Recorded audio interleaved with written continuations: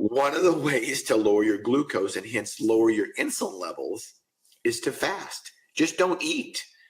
And if you think about, ancestrally speaking, thousands of years ago, think about how our ancestors ate.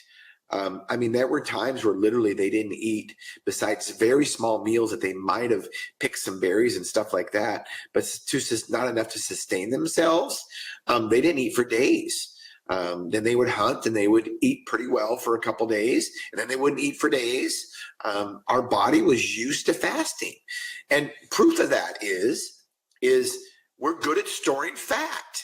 That's why most Americans are fat, because we're good at storing fat.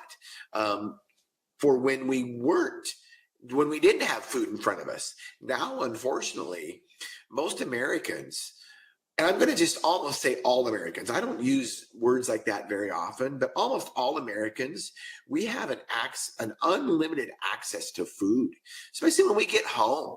I mean, if you look at what we have access to at home, whether it's in our freezer, whether it's in our fridge, even if it's good food, even if it's real food like we've been talking about, we have access to unlimited food, and that can be a problem.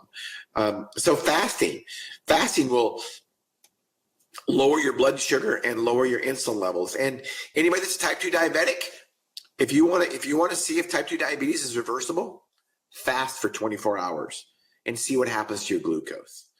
And if any doctor tells you that fasting is dangerous, get a new doctor.